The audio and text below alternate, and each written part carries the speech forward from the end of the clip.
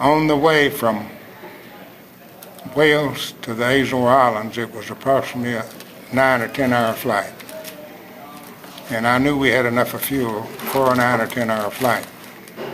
The navigator called up and gave the pilot a heading to take to get to the Azore Islands. And we had already flown about 9.5 hours, and I had seen nothing but water. I'm up observing, you know.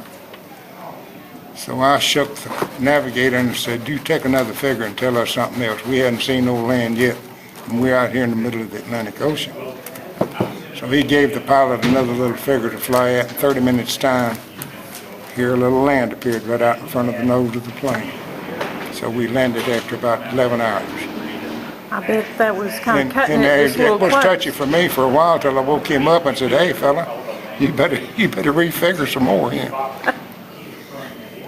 Well, so I guess everybody made it where they Everybody needed made to it. be. Well, after we got weathered in the Azores for several days before we could leave there, and we finally gassed up and fueled up and left there and headed for the Azore Islands. And one of the engines, one particular engine, number 3 engine, was losing oil pressure, and I was wondering why. I thought maybe we might have an oil cooler bursted or something and we're losing oil.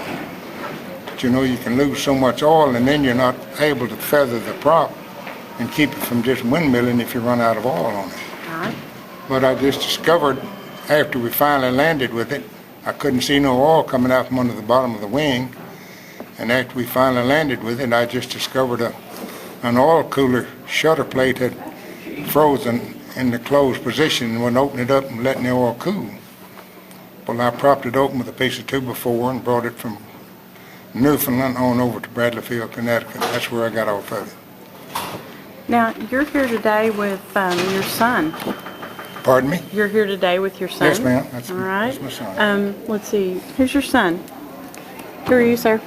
I'm George Pilgrim Jr. I'm actually George S. Pilgrim. He's George I. Pilgrim. Okay. And you brought some of your dad's scrapbooks here today. Yeah, I sure did. That's a pretty extensive scrapbook. What's this a picture of? Picture of them getting ready to change the engine out in the B-17. Okay. Has your dad told you a lot of stories about his service? He is a tall fellow holding the engine. Got another little fellow working with him, but of course the engine's on a lift, but he's jumping under and getting ready to assemble it to a B-17.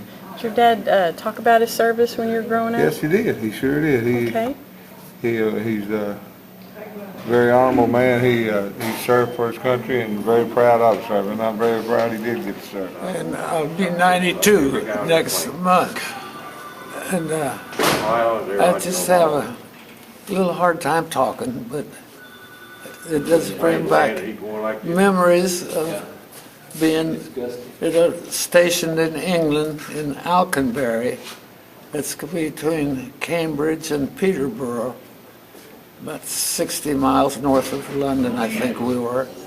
And we would load up at night and furnish the lead ships for the other bomb groups to bomb on our, we would set the target. And then when they came back, we would take care of all the ordnance, the cleaning the bombs out, I mean the machine guns and so forth. How many pounds would the B-17 carry of the bombs? Some 500 pounders. That's a lot. Yeah, that was, mostly what we did though was we carried flares for other bomb groups to target on. We would mark out the target,